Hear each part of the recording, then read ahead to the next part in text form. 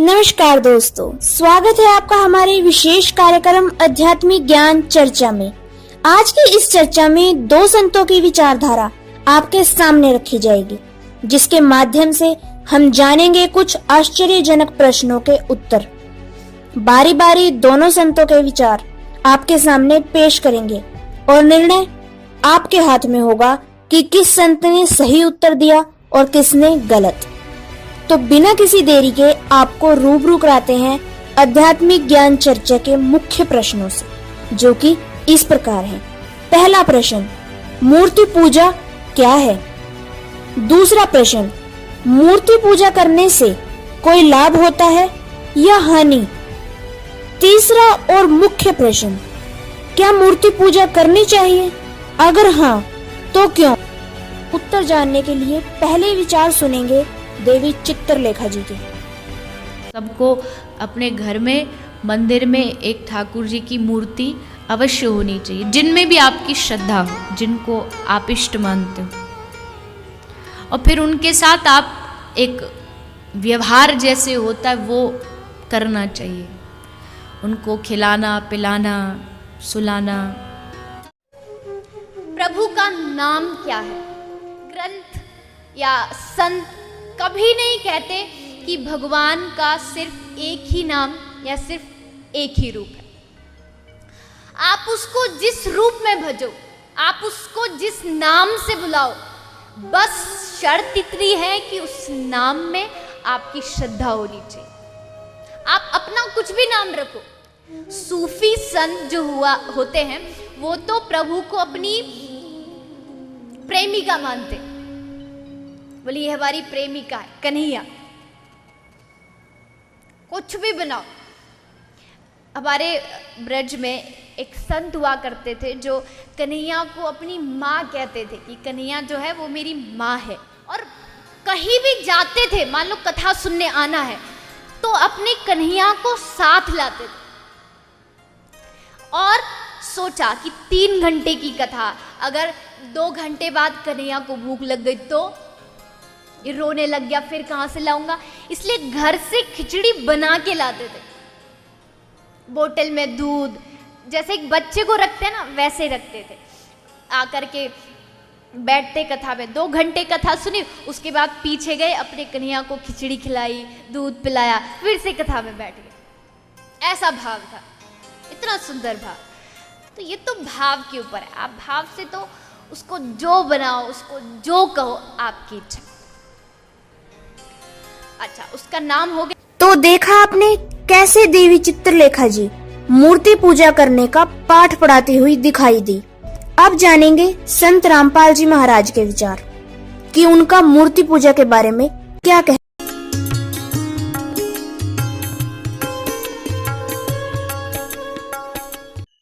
पहले हमारे को किसी ने कुछ भगवान बता दिया, एक मिट्टी का रख दिया कोई खिलौना सा, ये तेरा भगवान, हमने वो ही मान लिया, क्योंकि हमें परमात्मा की चाह थी, आज भी है।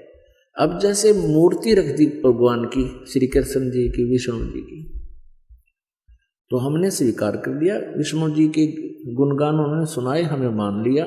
कहाँ से सुनाए उन्होंने विष्णु जी और शिव जी के गुणगान, गुण कहाँ से सुनाए? विष्णु पुराण से विष्णु जी के, शिव पुराण से शिव जी के। तो किसी ने बताया कि भगवान की मूर्ति है, इसी की पूजा से तेरा मोक्ष हो जाएगा। हमने वो भी शुरू कर दिया। ये भूल थी, ये गलत था।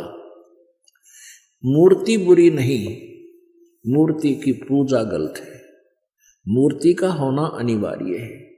मूर्ति से हमें प्रेरणा मिलती है। जैसे हम किसी सूरवीर की मूर्ति देखते हैं, चित्र देखते हैं, और उनके गुणों से हम परिचित होते ही हैं, तो गुणों से परिचित होने से उसकी मूर्ति देखते ही हमारे अंदर भी वैसा ही भाव बन जाता है। जैसे हम सेब की मूर्ति देखते हैं, आम का चित्र देखते हैं, आम की मूर्ति देखते हैं, तो हमारे अंदर उसके गुणों का ज्ञान होते ही उसको पाने की भी इच्छा बढ़ जाती है। तो ऐसे ही जो मूर्ति भगवान की, विष्णु जी की, शिव जी की, कृष्ण जी की, राम जी की, हमारे को हम जिसकी पूजा करते थे वो पूजा नहीं करनी थी, उसकी पूजा से हमें कोई लाभ नहीं होना था मूर्ति की, हमने उस मूर्ति वाले भगवान को पाना है। उस मूर्ति वाले भगवान को पाने से हमें उसके गुणों का, उन गुणों का गुण प्राप्त होंगे, उससे लाभ प्राप्त होगा। जैसे आम की मूर्ति है, सेब की मूर्ति है, हमने उस मूर्ति की पूजा से कोई लाभ नहीं होगा। वो तो इतना ज्ञान करा देगी कि ये सेब है, ये आम है, ये मीठा होता है, इसके ये गुण है। अब मूर्ति वाले सेब को ढूंढना पड़ेगा, ओरिजिनल को, तब हमारा पेट भरेगा। तो कबीर परमात्मा जी मूर्ति के विरोधी नहीं थे, मूर्ति पूजा के विरोधी थे। इन ढीठ लोगों ने हमें इतना रूढ़िवादी बना दिया कि हम केवल मूर्ति की ही उसी का घंटी बंटी बजा के उसके तिलक तिलक ला के श्रृंगार करने में लागे रहते। इतने उसके श्रृंगार में लाग गए, इतने ठीक है, खराब हो रही हो तो पोछा मार दे, कपड़ा साफ करके प्रणाम करो मूर्ति को, क्योंकि भगवान को उस मूर्ति को प्रणाम कर, परमात्मा को प्रणाम होता है। ये श्रद्धा हमारी बनती है, भाव बनता है।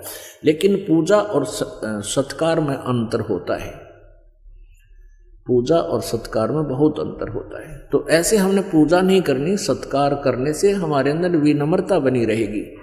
भगवान सामने दिखाई दें जैसे मूर्ति है और सामने भगवान ही आ जाए तो हमारा वैसे ही भाव रहे जैसे मूर्ति नहीं, ये परमात्मा आखड़े हुए। लेकिन लाभ मिलेगा भगवान से ही। वो मिलेगा कैसे परमात्मा, उसके पाने की वे ऑफ वर्शिप गीता जी में बहुत अच्छी वर्णित है। जैसे गीता जी अध्याय नंबर 8 के श्लोक नंबर 13 में कहा, गीता ज्ञान दाता ब्रह्म कहता है मेरी पूजा करनी है, मेरा केवल एक ओम मंत्र है, बस, नथिंग एल्स। और 8वें अध्याय के 3 श्लोक में जिस परम अक्षर ब्रह्म के बारे में बताया है उसकी पूजा करनी है, तो 17वें अध्याय के 23वें श्लोक में कहा कि ओम तत्सत इति निर्देश है ब्रह्मण त्रिविध समर्थ है। उस परमात्मा के यानी परम अक्षर ब्रह्म के पाने का ओम तो सीधा ही क्लियर है, स्पष्ट है, और तत् और सत ये दोनों सांकेतिक गुप्त हैं। ये दास बताएगा, वास्तविक ये कोड वर्ड है। तो ओम और तत् ये 2 अक्षर मिलकर के सतनाम बन जाता है। ये सतनाम कोई जाप करने का नहीं है। और ये ओम ब्रह्म का जाप है, ये तत् सांकेतिक जो दास बताता है, जिसको सतनाम प्राप्त है उनको पता है। ये परब्रह्म का जाप है, यानी अक्षर पुरुष का जाप है। और सत ये परम अक्षर ब्रह्म का जाप है, यानी ये गुप्त है, ये कोड वर्ड है, ये दास बताएगा। हमने उस परमात्मा को पाना है,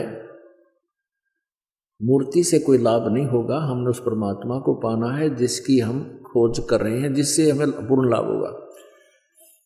अब गीता ज्ञान दाता कहता है कि तू सर्वभाव से उस परमेश्वर की शरण में जा जिसकी कृपा से तू परम शांति और शाश्वत स्थान यानी सतलोक को प्राप्त होगा।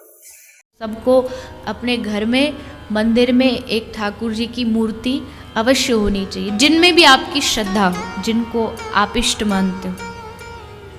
और फिर उनके साथ आप एक व्यवहार जैसे होता है वो करना चाहिए, उनको खिलाना पिलाना सुलाना।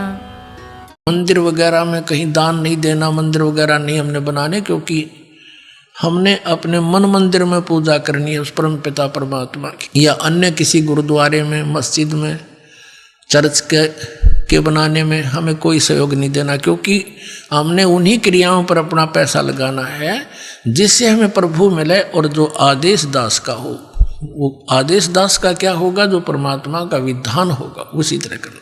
और हमारे लिए कोई मंदिर, मस्जिद, गुरुद्वारे ये अनादरणीय नहीं है, लेकिन उनमें केवल वो महान आत्माओं की, महापुरुषों की मूर्तियां रखी हैं। उन मूर्तियों से, या वहाँ जैसे गुरु ग्रंथ साहिब रखा है, गुरु ग्रंथ साहिब में लिखे वर्णन के आधार से हमने क्रियाएं करने से मोक्ष होगा। केवल किसी गुरुद्वारे के अंदर और गुरु ग्रंथ साहिब को रखकर ही उसका आदर सत्कार करते रहने मात्र से नहीं। आदर सत्कार तो सबका करना। जैसे मूर्ति है, एक सेब की मूर्ति है, सेब की मूर्ति तो प्रेरणा करती है कि ये सेब है, इतना बढ़िया होता है, इसके खाने से क्या लाभ होता है।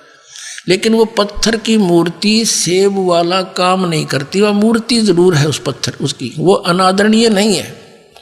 लेकिन वो मूर्ति सेब वाला काम नहीं कर सकती। जिन भगवानों की तुम मूर्ति बनाए रखे बैठे हो, वो मूर्ति वो काम नहीं कर सकती जो भगवान करेंगे। और उन भगवानों से लाभ लेने के लिए उनकी प्राप्ति के मंत्र भी इस दास के पास है, जो सबसे पहले वही दिए जाते हैं, जिससे वो आपको कुछ लाभ दे सकेंगे। तो इस कारण से उन मंदिर मस्जिद गुरुद्वारों में परमात्मा की खोज में नहीं जाना, ये मनाही है। तो देखा आपने कैसे संत रामपाल जी महाराज ने हमें मूर्ति पूजा के बारे में खोलकर बताया और मूर्ति पूजा ना करने के कारण से भी अवगत करवाया।